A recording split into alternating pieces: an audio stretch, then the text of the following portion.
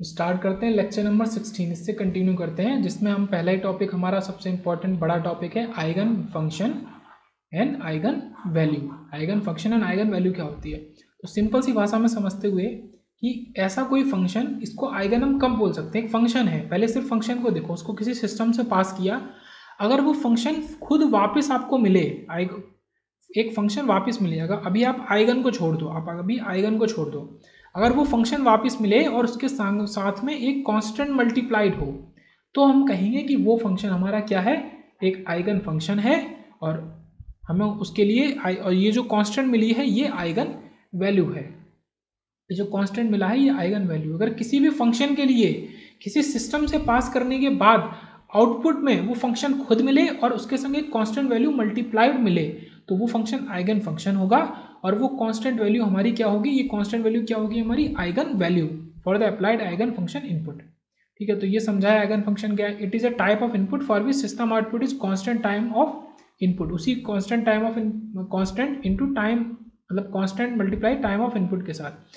Examples of eigen values functions for each and every LTI system, तो कुछ examples देख लेते हैं। तो पहला है आपका ई रेज टू ए टी। अगर आप किसी एलटीआई सिस्टम से ई रेज टू ए टी को जैसे कि पास किया, जिसका कि एच एस, इसका ट्रांसफर फंक्शन एच एस है, तो हमें आउटपुट में क्या मिलता है, ई रेज टू ए टी तो मिलता है, जो कि एक आइगन फंक्शन है। बट इंपॉर्टेंट है कि हमें इसके संग मल्टीप्लाई के में क्या मिलता है, एच एस, इसका ट्रांसफर फंक्शन है, जब ट्रांसफर फंक्शन में हम एस की जगह ए को रखते हैं। ओके, ए क्या है, इसका ए, तो इसके आउटपुट में जो कांस्टेंट मिला वो इंपॉर्टेंट है। वो कांस्टेंट क्या है, वो आइगन वैल्यू है। वो आइगन वैल्यू क्या है, जब आप इस एस एस में एस की जगह ए को रखते हैं, ए कौन सा, ये वाला, तो ये कांस्टेंट बन जाएगा। तो ये आइगन फंक्शन है पहला। दूसरा है डीसी सिग्नल, जो कि ए नॉट होता है। ए नॉट में सेम है, इस एच एस में, इसका जो एच एस है, इसमें आप एस की जगह जीरो को रख दें। ओके, एस की जगह ओनली जीरो को, क्योंकि यहाँ कोई टर्म है नहीं इनपुट में टी का, तो ये हमारा एक कांस्टेंट दे देगा, जो कि आइगन वैल्यू होगी, और आइगन फंक्शन तो फिर से हमारा वही ए नॉट है।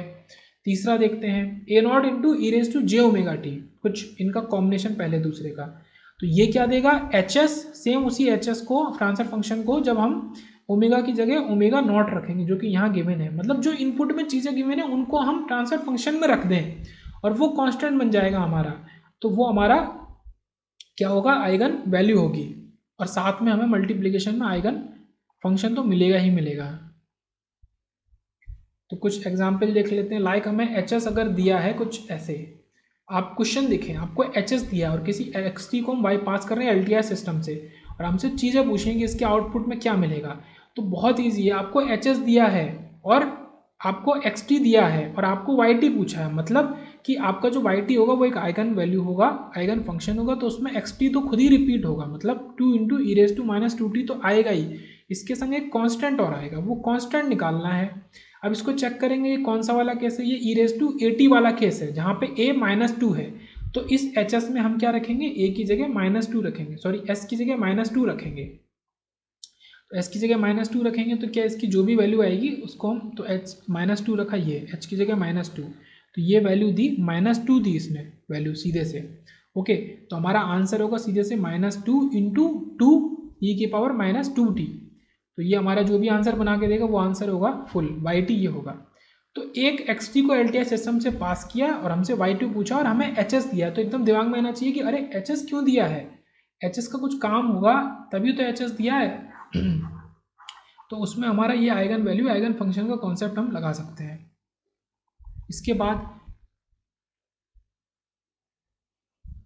cos omega naught t and sin omega naught t can be treated as eigen function for an LTI system if, अब कंडीशन है, इनको भी हम आइगन फंक्शन की तरह, मतलब cos ओमेगा नॉट टी आप डालो, आपको आउटपुट में भी cos ओमेगा नॉट टी मिल रहा है, बट कंडीशन है कि impulse response S T of the system is even, जो हमारा एच एस ट्रांसफर फंक्शन था उसी का इन्वर्स आपका इम्पल्स रेस्पॉन्स एस टी क्या होना चाहिए, इवन होना चाहिए। अगर ये इवन है, इफ इट इज इवन, तो ही हम बोल सकते हैं कि हमारा cos ओमेगा टी या sin ओमेगा टी दोनों हमारा आइगन फंक्शन होगा, जिसकी आइगन वैल्यू क्या होगी, कांस्टेंट होगी। S T is even function given है, S T is equal to H of minus T के इक्वल है, H omega is also even होगा, अगर ये एस टी इवन है तो H omega is H of minus omega. तो देखते हैं यहाँ से क्या कहना चाह रहा है। हम क्या कर रहे हैं, जो हमने सीखा था function e raise to J omega t, हम उसको पास कर रहे हैं एल टी आई सिस्टम से। तो 1/2 मल्टीप्लाई करके तो हमें आंसर में क्या मिलेगा, एच ऑफ ओमेगा नॉट, मतलब एच ऑफ ओमेगा में ओमेगा नॉट, ओमेगा की जगह इंटू ये खुद ही मिलेगा क्योंकि आइगन फंक्शन है, 1/2 मिलेगा। तो फिर से हमने इसका माइनस वाला पार्ट उठाया, इसका माइनस वाला पार्ट उठाया, 1/2 मल्टीप्लाई किया, हमें ये मिला। अब इसको क्या करेंगे, इसकी मदद से हम क्या बना रहे हैं, कॉस ओमेगा नॉट टी बना रहे हैं, इनको ऐड कर देंगे दोनों को तो, और यहाँ पे ऐसा है। अब क्योंकि इम्पल्स फंक्शन की प्रॉपर्टी ये h omega naught equal to minus of h omega naught के इक्वल होता है। ओके, तो ये बाहर आ जाएगा तो ये कंबाइन हो जाएगा, तो फिर से हमें कॉस ओमेगा नॉट इधर भी मिल जाएगा और इधर भी मिल जाएगा क्योंकि ये एच ओमेगा नॉट कॉमन हो गया। बचा क्या हमारा, बचा हमारा एच ओमेगा नॉट जो कि कांस्टेंट है, तो ये हमारा आइगन वैल्यू है for eigen function cos omega naught के लिए H omega not eigen value है। और यहाँ पे कंडीशन क्या है मोस्ट इंपॉर्टेंट, कि एच टी आपका इवन फंक्शन होना चाहिए। सिमिलरली हम साइन ओमेगा नॉट टी के लिए निकाल सकते हैं। ओके, वहाँ पे भी सेम ही आएगा, आइगन वैल्यू तो खुद आइगन फंक्शन तो सेम वही आता है, eigen value H omega naught T, h T हमारा इवन फंक्शन होना चाहिए, सेम कंडीशन। तो एक आध क्वेश्चन देखते हैं। जेड टी एक फंक्शन है जिसको अप्लाई किया एलटीआर सिस्टम में, हमें मिला y into z t, h t even function plus real दिया है, तो जैसे ही इवन दिया एकदम दिमाग में आना चाहिए कि अरे इवन क्यों दिया है, इवन दिया है इसका मतलब कि हमारा जो आइगन फंक्शन होगा वो कॉस या साइन वाला होगा विद आइडेंटिकल आइगन वैल्यू। तो हमसे पूछा है, तो यहाँ पे y अगर पूछा होगा तो हम y बता सकते हैं, एच ओमेगा नॉट हमारा होगा y। Okay, note if x T is real and periodic signal, तो हमारा सी एन या फिर फोरियर सीरीज कोफिशिएंट क्या होगा, अगर x T real and periodic होगा तो सी एन क्या होगा। तो उसमें दो बात आती हैं कि अगर ये रियल है हमारा तो पीरियोडिक है, तो फॉर इवन एक्स टी के इवन पार्ट के लिए हम सी एन का रियल पार्ट लेंगे, और एक्स टी के ऑड पार्ट के लिए हम इसका इमेजिनरी पार्ट लेंगे into J. Okay, C N अगर निकालें तो इसका Fourier transform real of C N, इसका J into imaginary of C N, और केवल एक्स टी में भी हम पर्टिकुलर इवन या पर्टिकुलर ऑड पार्ट की बात कर रहे हैं। अब सेकंड केस लेते हैं, वाई टी रियल सिग्नल है, केवल वो रियल एंड पीरियोडिक था, तो यहाँ पे भी फॉर इवन वाई टी आपका इसका ट्रांसफॉर्म आपका रियल ऑफ वाई ओमेगा, अब ये ओमेगा की बात कर रहे हैं। ओके, ये ओमेगा की बात कर रहे हैं फोरियर ट्रांसफॉर्म की, ये सी एन की बात कर रहे थे, ये ध्यान रखेंगे। तो इवन के लिए आपका रियल पार्ट, ऑड के लिए जे इंटू आपका इमेजिनरी पार्ट। ओके, अब बात करें डेल ओमेगा, कुछ हमें दिया डेल 2 पाई एफ, ओमेगा की जगह लिखा तो 1/2 पाई इंटू डेल एफ, इसको ऐसे लिख सकते हैं। तो क्योंकि डेल ऑफ ए एफ जो होगा, तो ये स्केलिंग जो करिए 2 पाई से, उसको हम बाहर लिख सकते हैं 1/mod डेल एफ। ओके, तो 1/2 पाई ये क्या है आपका वाई ओमेगा, अगर ये वाई टी है।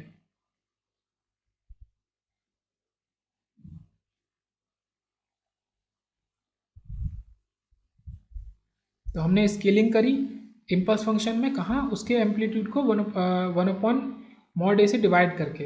तो अगर 2 पाई एफ कर रहे हैं, ओमेगा की जगह 2 पाई एफ रखा, ये बात कर रहे हैं for frequency to f domain में चेंज करने के लिए। ओके, मैं दिखाता हूँ उस चीज़ को, ये फ्रीक्वेंसी डोमेन है, इसको देखना ध्यान से, ये एफ डोमेन है। अब आप कहेंगे कि इसकी ज़रूरत क्यों आएगी, और ऐसे मतलब कौन से क्वेश्चन है, या मतलब ज़रूरी ही क्यों क्या है इसको पढ़ना।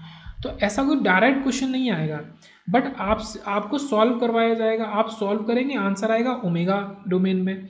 और ऑप्शंस में अगर इन ऑप्शंस अगर क्या होंगे, एफ डोमेन मौजूद होगा, तो आप क्या करेंगे, तो आपको ओमेगा से एफ डोमेन में चेंज करना आना चाहिए। तो चेंज करने के लिए जो ओमेगा को 2 पाई आप लिखते हैं, तो ये 2 पाई से हम स्केलिंग कर देते हैं 1/2 पाई और डेल एफ। तो क्या क्या चेंजेस आते हैं वो देखते हैं, बाकी चीज़ों को हटाते हुए। ओके, क्या क्या चेंजेस आ सकते हैं, तो अगर आपका कुछ ये 4 एम्पलीट्यूड है, -4 पाई है, तो आप हर जो वैल्यू है इंस्टेंट ओमेगा का, उसको भी 2 पाई से डिवाइड करेंगे। ओके, इसको 2 पाई से किया, इसको भी 2 पाई से किया, और जो एम्पलीट्यूड है उनको भी 2 पाई से डिवाइड कर देंगे। तो हर चीज़ को आप 2 पाई से डिवाइड करेंगे, और जीरो वाले का तो कोई मतलब ही नहीं, जीरो तो जीरो है, ये चीज़ है। एग्जाम्पल ये आपका था सिग्नल। ओके, बात इम्पल्स फंक्शन की नहीं, किसी भी पॉइंट की, इंस्टेंट की, अगर आप ओमेगा से एफ में बना रहे हैं, तो -5/2 पाई, -3/2 पाई। ओके, और ये हमारा ये इम्पल्स मौजूद है 2 पे, तो 2/2 पाई, ये 1/पाई, ये 3/2 पाई, ये तो इसी के इक्वल है, ये 3/2 पाई, ये अपन 2/2 पाई। यहाँ पे एक इंपॉर्टेंट बात है कि अगर आपका अदर देन इम्पल्स फंक्शन है, लाइक ये अदर देन इम्पल्स फंक्शन है, ओके क्या कह रहा हूं मैं, अदर देन इम्पल्स फंक्शन, तो आपका जो एम्पलीट्यूड है वो चेंज नहीं होगा,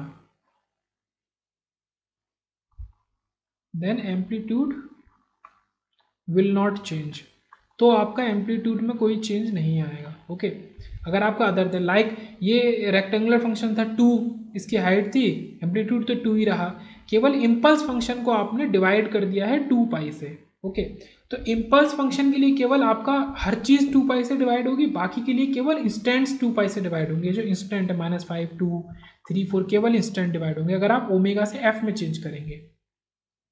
एरिया अंडर फ्रीक्वेंसी डोमेन की अगर बात करें, ये वाई टी सिग्नल है जो वाई एफ दे रहा है फ्रीक्वेंसी डोमेन में, ठीक है। तो वाई टी की हम क्या लिखेंगे, -∞ से infinity Y F e⁻j 2π/ft df। अगर हम निकाले फूरियर ट्रांसफॉर्म तो वाई एफ क्या है, कुछ ऐसा है, -∞ से infinity Y T e⁻j 2π/ft dt। तो वाई टी को निकालने के लिए हमने क्या किया,